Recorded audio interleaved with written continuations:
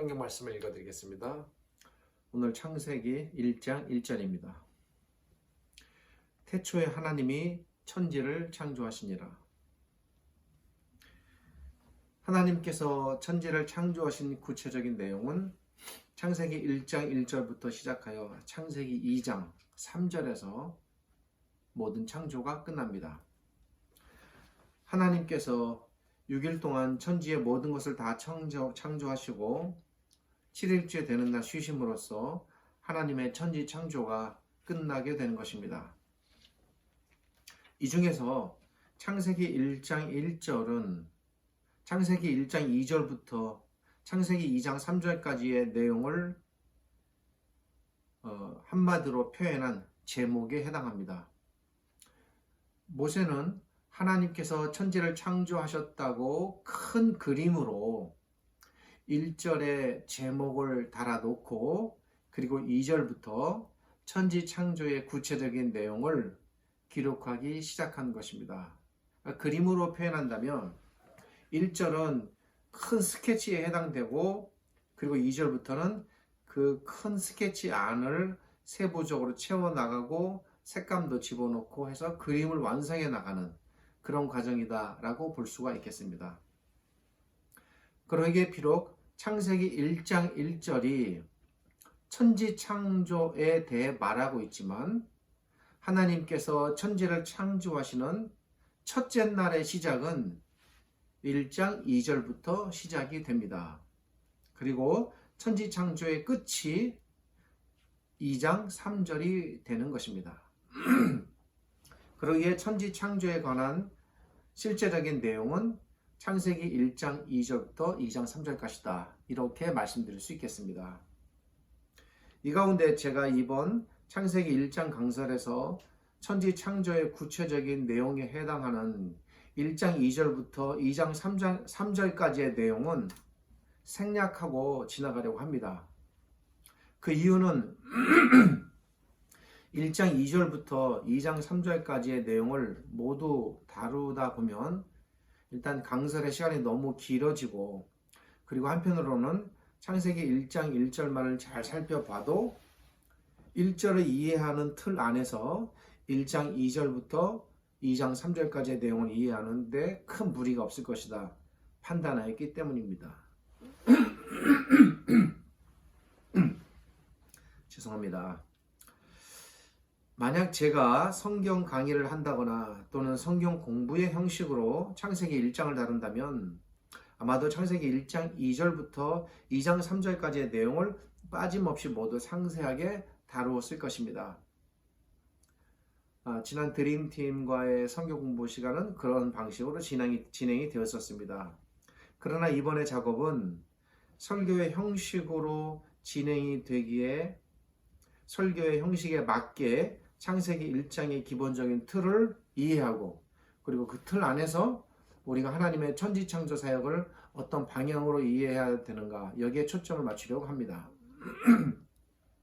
이러한 의도 속에 우리는 지난 주일에 창세기 1장 1절을 중심으로 살펴보았습니다. 지난 주일에는 모세는 왜 하나님께서 천지를 창조하신 이 사건을 기록하였는가 이것을 중심으로 1절을 살펴보았습니다. 모세가 하나님의 천지 창조 사건을 기록한 목적이 무엇인가를 아는 것이 우리가 창세기 1장 전체를 이해하는 데 있어서 매우 중요하기 때문입니다. 모세가 천지 창조 사건을 기록한 목적은 크게 두 가지로 나누어 생각해 볼 수 있습니다. 두 가지입니다. 그 가운데 지난 주일에는 첫 번째 목적에 대해 생각해 보았습니다. 사실 이 첫 번째 목적이 주된 목적입니다. 그리고 이제 이걸 바탕으로 해서 또 하나의 부수적인 중요한 목적을 오늘 살펴보려고 하는 것입니다. 지난 주일에 약 원고지 6장 분량의 강설을 진행했는데 이 모든 내용의 요점은 딱 한 문장으로 요약할 수 있겠습니다. 그것은 모세가 하나님의 천지 창조 사건을 기록한 목적은 모세가 이스라엘 백성에게 하나님의 능력이 얼마나 위대하고 크신가를 알게 하기 위함이다. 그것을 드러내고 밝히고자 하였다는 것입니다. 지난 주일에 강설의 내용을 간단히 요약해드리면 아래와 같습니다. 당시 세계관은 철저하게 신중심의 세계관이 형성되어 있었던 시대입니다. 당시에 물론 그 이전 시대부터 훨씬 오래전부터 유브라테스 강과 티그리스 강이 흐르는 삼각주를 중심으로 메소포타미아 지역에 수많은 신들이 존재했습니다. 이에 대한 고고학적 연구와 발굴은 상당히 오랫동안 그리고 지금도 진행되고 있습니다. 가나안 지역 안에도 수많은 군소 신들이 존재했습니다. 사람들은 인종마다, 족속마다, 그리고 부족마다, 마을마다 다 전부 다 저마다의 신들을 섬겼습니다.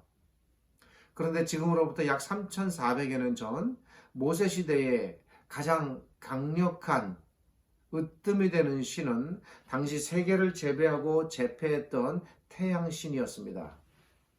당시의 모든 정치와 군사와 경제와 문화, 농업활동 이런 것들이 전부 다 태양신 숭배로부터 나왔습니다. 당시 태양신의 아들이면서 동시에 살아있는 태양신으로 숭배받고 있는 존재가 있었죠. 누구입니까? 바로 바로 왕이었습니다. 하나님께서는 이 태양신을 무너뜨리시고 이 태양신으로부터 이스라엘 백성을 돌리시고 그렇게 하시기 위하여 애굽을 치시고 애굽으로부터 이스라엘 백성을 건져내신 것입니다.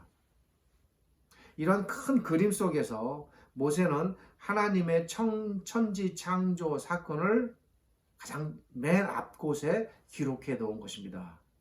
여기까지가 지난 주일의 내용이었습니다. 하나님의 천지 창조 사건을 통해 모세와 이스라엘 백성은 하나님이 가장 강력한 신이시고 하나님이 이스라엘을 구원하실 수 있는 유일한 신이라는 사실을 가슴 깊이 깨달아야 했던 것입니다. 그런데 모세가 이렇게 천지 창조 사건을 기록한 목적은 여기에서 끝나지 않습니다. 우리가 성경을 읽을 때 놓치지 말아야 할 부분이 있는데 그것은 성경을 큰 틀 또는 큰 그림 속에서 읽는 것입니다. 또 그렇게 바라보는 것입니다. 예를 들어 이 천지 창조 사건을 이해하는 창세기 1장의 경우도 같은 원리로 생각해야 합니다. 창세기 1장 자체에 담겨있는 세부적인 내용을 이해하는 것도 물론 중요합니다. 그러나 이보다 더 중요한 것은 창세기 1장이 창세기 전체와 그리고 나아가서 모세 오경 전체 속에서 어떤 위치, 어떤 의미를 갖는가입니다. 오늘은 하나님의 이 천지 창조 사건을 모세가 기록한 모세 오경 전체의 관점에서 이해해 보려고 합니다. 제가 한 가지 질문을 드려볼까 합니다. 모세는 하나님의 천지 창조 사건을 언제쯤 기록했을까요? 우리가 천지 창조 사건을 이해하는 데 있어서 놓치면 안 되는 부분은 모세가 이 사건을 기록한 시기입니다. 만약 모세가 출애굽 직후에 하나님의 이 천지 창조 사건을 기록했다면 우리는 천지 창조 기록을 통해 하나님은 천지를 창조하실 정도로 위대하신 분이다. 딱 이 정도까지 생각할 수 있을 것입니다. 시기가 좀 중요한 겁니다. 그런데 그렇지 않습니다. 모세가 천지 창조 사건을 기록한 이 큰 그림은 하나님의 위대하심을 알리고 드러내는 데서 멈추지 않습니다. 그 목적을 알기 위해서 우리는 모세가 언제쯤 이 사건을 기록했는가를 알아야 합니다. 모세는 창세기부터 신명기까지 5권의 책을 기록했습니다. 모세는 이 5권의 책을 출애굽 이후 광야 생활이 끝나갈 무렵 자신이 죽음에 이르기 전에 기록했습니다. 정확하게 출애굽 이후에 몇 년 후 이렇게까지는 유추하기 힘들어도 이 정도 그가 이렇게 죽음에 이를 무렵에 이 책을 기록했다라고 보는 것이 대략적인 학자들의 관점입니다. 모세의 죽음에 관한 기록이 신명기 34장에 나옵니다. 모세가 죽음에 이를 시간이 임박했습니다. 하나님께서는 모세를 모압 평지에 있는 느보산에 오르게 하십니다.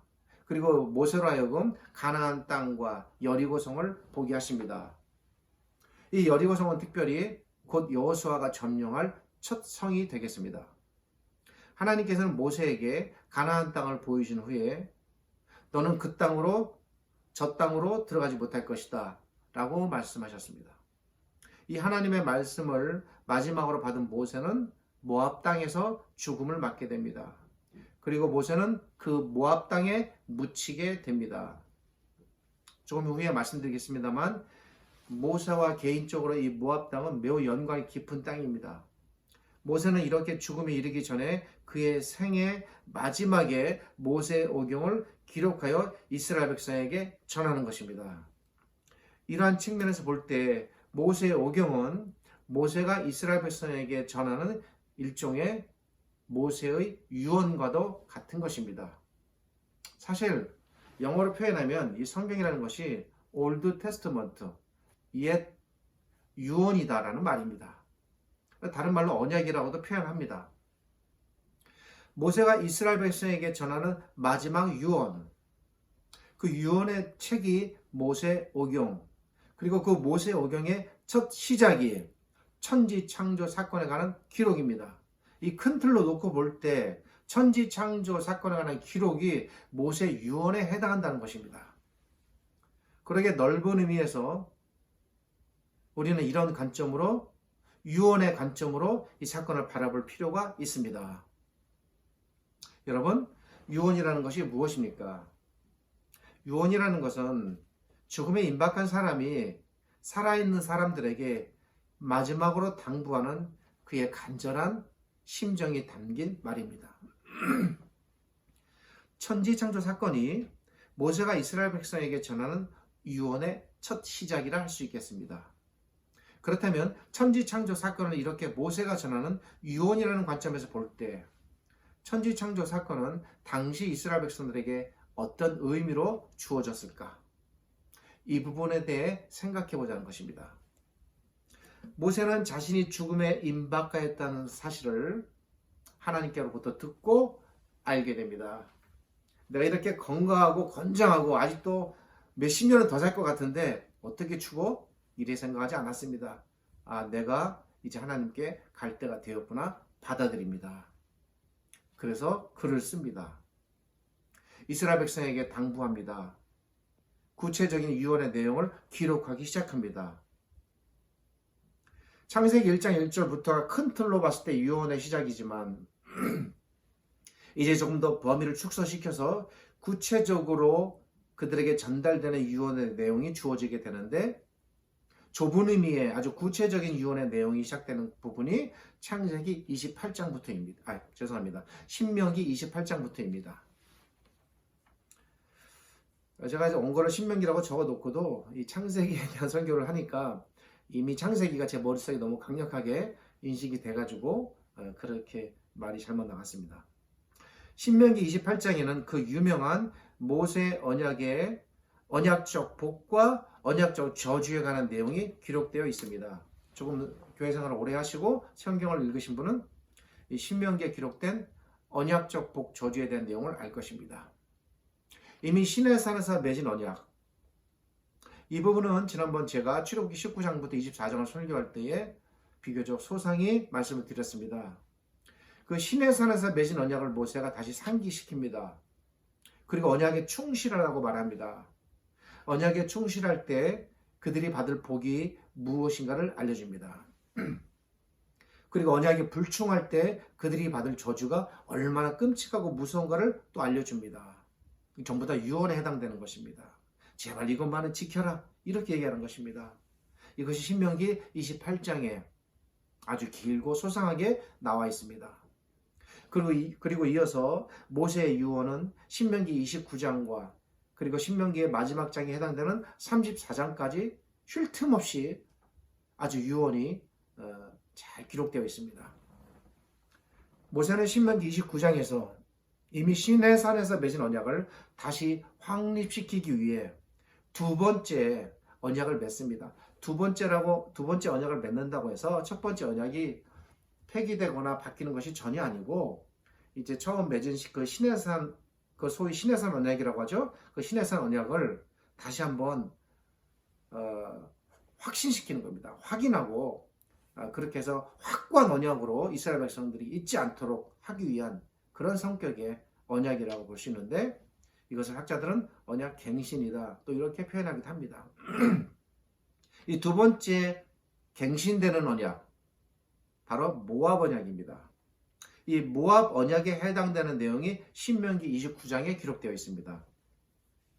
그러니까 출애굽기 24장에 언약이 한번 맺어지고 신명기 29장에서 또다시 언약이 맺어지는 것입니다. 첫 번째 언약은 시내산에서 맺어졌다고 해서 우리가 시내산의 언약이라고 부르고 두 번째 언약은 모압 평지에서 맺어졌다고 해서 모압 언약이라고 맺어집니다. 이 두 언약의 중보자는 전부 다 모세이고 이걸 통틀어서 우리가 다 이 두 개의 언약을 한마디로 모세 언약이다 이렇게 말하는 것입니다.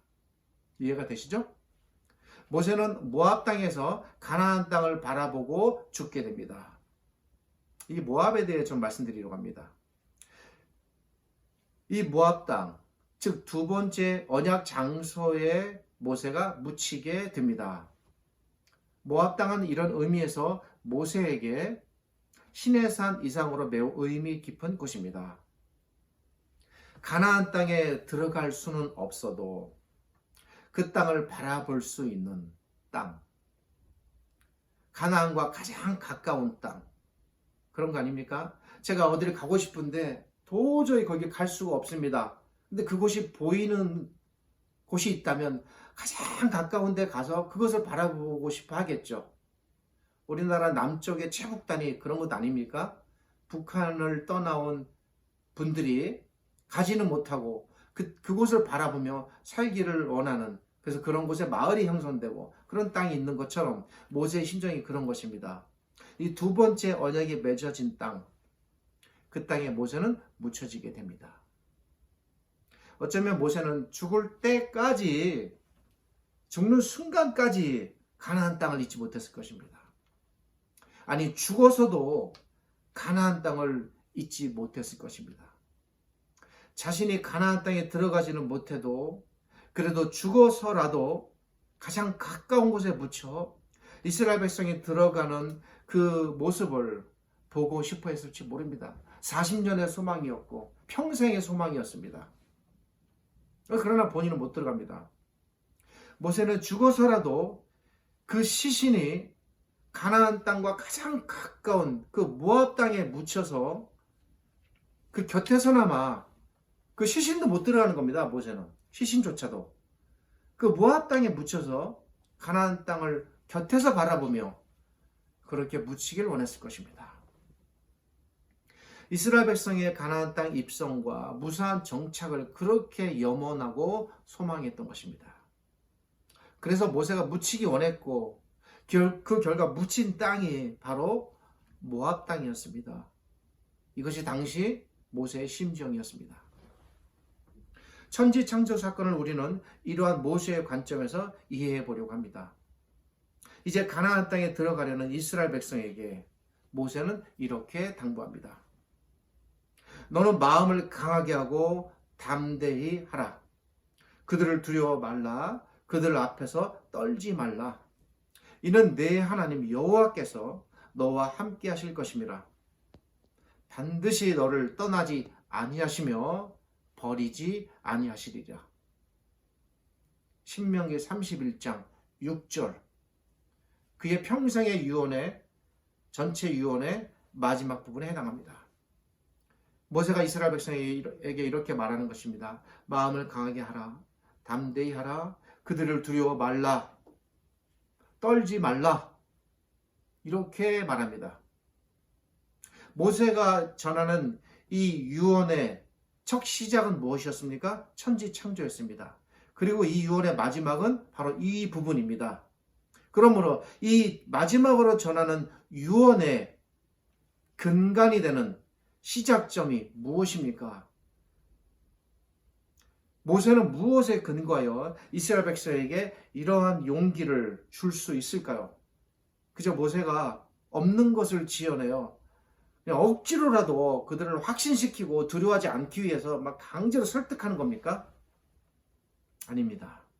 모세는 어떤 분명한 사실에 근거하여 너무나도 분명한 진리, 이 사실에 근거하여 이런 위로와 용기를 줄 수 있는 것입니다. 전체의 유언은 천지창조로부터 시작됐고 이제 유언의 막바지에 도달하게 되는 것입니다. 그러므로 모세가 이렇게 용기를 줄 수 있는 그 처음의 유언, 천지창조 사건입니다. 말씀 한마디로 천지의 모든 것을 창조하신 하나님, 애굽이 섬기던 그 태양조차 창조하신 하나님, 그런 하나님이셨기에 어느 시편 기자의 고백처럼 반석을 터뜨려 강을 이루게 하셨습니다.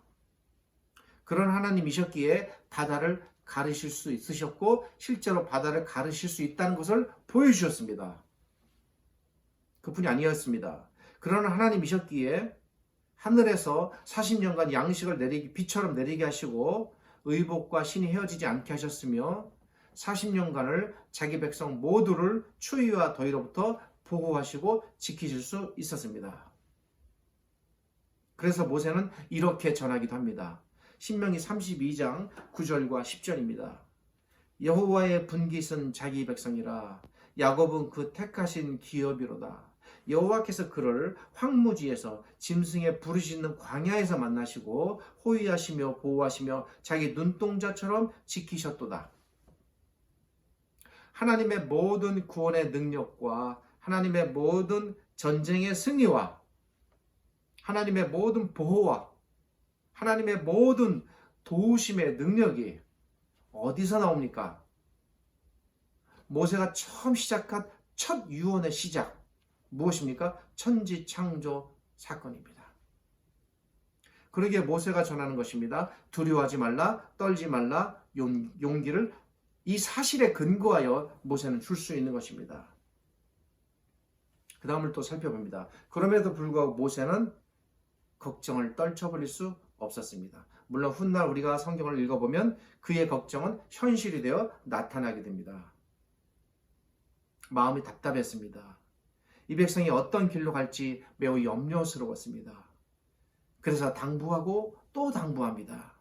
이렇게 말합니다. 신명기 32장 6절입니다. 우매무지한 백성아, 여호와께 이같이 보답하느냐?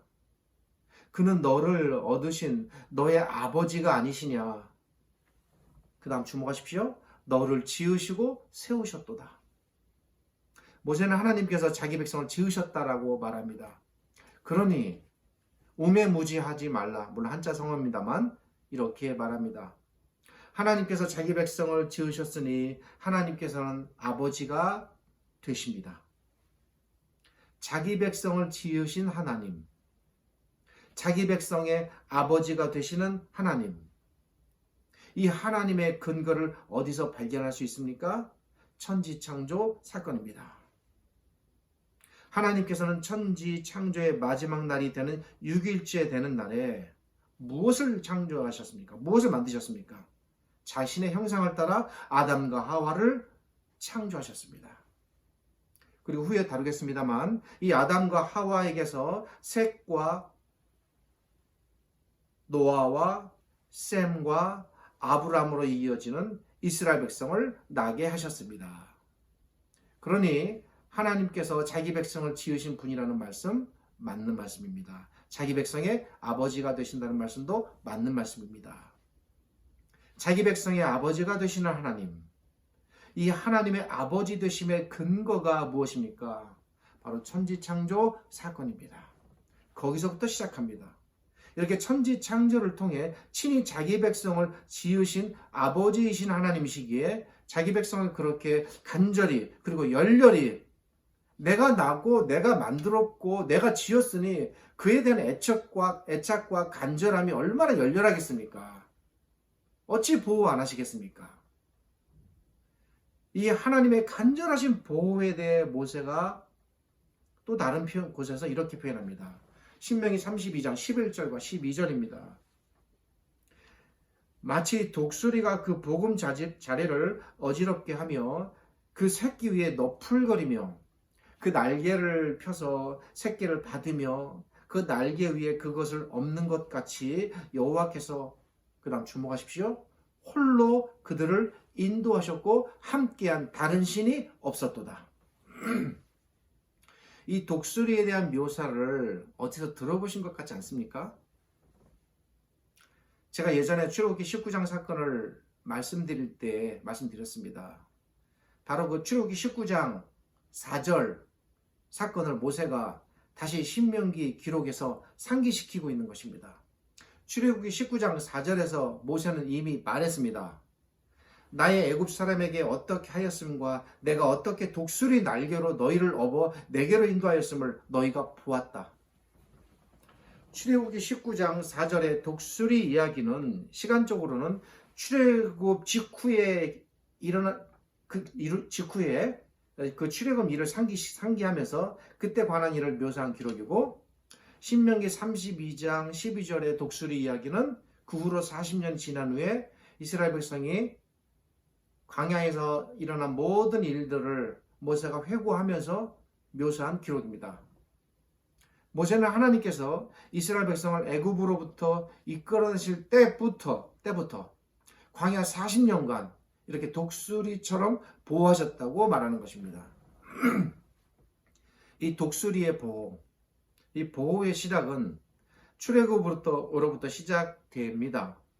그리고 이 출애굽의 근거는 바로 천지창조 사건입니다.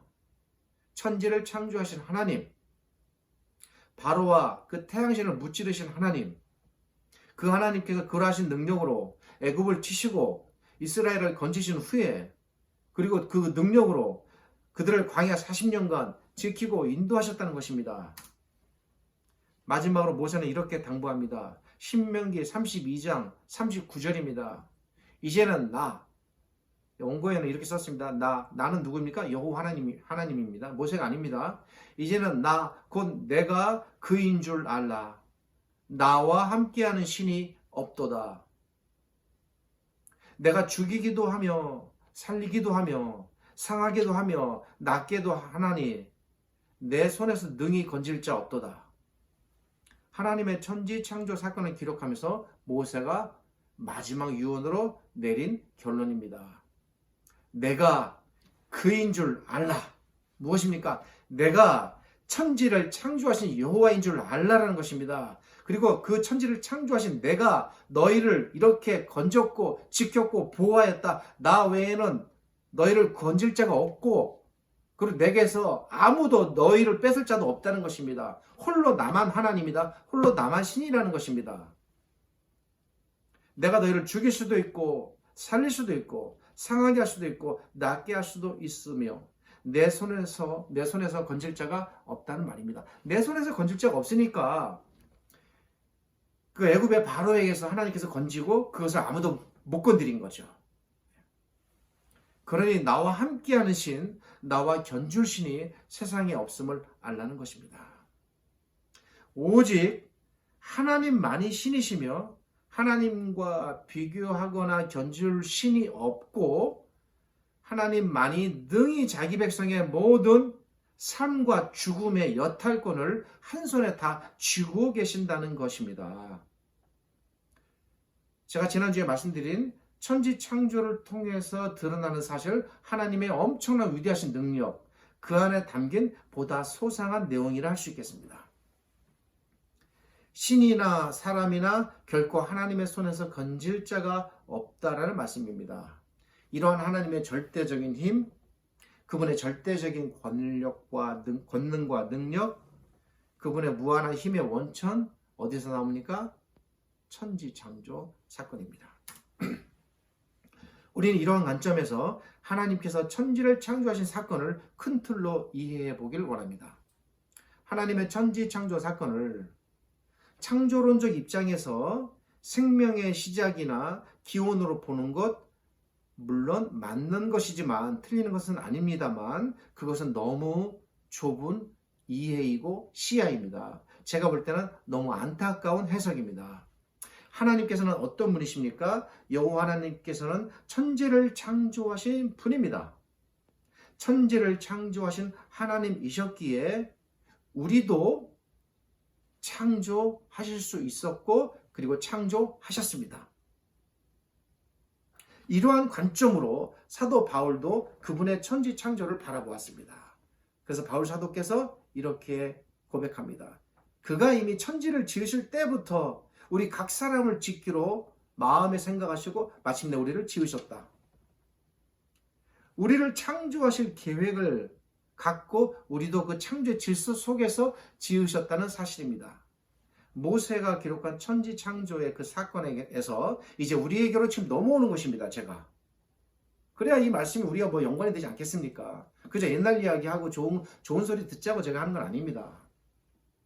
그러니 모세의 당부와 고백처럼 이제 그 당부와 고백이 우리의 고백이 되어 우리도 두려워하지 말라는 것입니다. 무서워할 필요가 없습니다.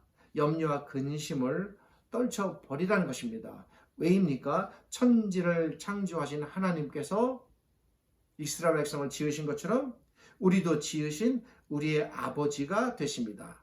예수님만이 하나님을 아버지라고 부르는 것이 아니라 이제 그리스도 안에서 우리도 감히 이 천지 창조의 대질서 속에서 우리가 그분을 우리의 아버지라고 부를 수 있는 자격과 위치가 되었다는 것입니다. 그러니까 이런 것이에요. 우리가 하나님을 아버지라고 기도하고 아버지 하나님 이렇게 부른다는 것 자체가 천지를 창조하신 그분을 인정하고 그 질서 속에서 우리가 지음받았다는 것을 고백하는 의미가 다 담긴 표현입니다. 그런 의미까지 다 생각하고 뭐 이런 칭호를 우리가 부르지 못할 수도 있겠지만 우리가 고백하는 그 순간 그 고백 속에 이렇게 어마무시한 의미가 함축되어 들어있다는 사실을 이제라도 깨달으시길 바란다는 것입니다. 우리가 해야 할 유일한 일은 천지를 창조하신 하나님을 제가 바라기는 있는 그대로 받아들이시라는 것입니다. 하나님을 있는 그대로 받아들이십시오. 제발 하나님을 이상하게 해석하고 하나님을 이상하게 축소시키고 왜곡하시고 오해하고 추측하지 마시기를 바랍니다. 성경에 기록된 그대로 하나님을 받아들이십시오. 천지를 창조하신 하나님, 이제 우리와 연결하겠습니다. 제가 이 말을 하려고 지난주에 그리고 오늘 이 시간까지 이렇게 시간을 끌고 온 것입니다. 천지를 창조하신 하나님, 그 하나님께서 바로 당신을 창조하셨습니다. 이 말하기가 이렇게 어렵습니다. 제가 그저 말 한마디로 천지를 창조하신 하나님, 당신도 창조하셨습니다. 이렇게 말하면 되겠지만 어떻게 그런 일들이 가능한지 경위와 가정을 제가 논리적으로 설명하고 증명해야 되지 않겠습니까? 천지를 창조하신 하나님께서 우리도 창조하셨다. 그것이 왜 가능합니까? 바로 우리의 아버지가 되시기 때문입니다. 당신이 이 땅을 살아가는 동안 그리고 죽어서도 영원히 당신을 지키고 반드시 함께 하실 분, 천지를 창조하신 하나님이십니다. 명심하십시오. 이것은 제가 드리는 개인적 위로가 아닙니다. 이것은 모세가 기록한 말씀이고 곧 하나님의 말씀입니다.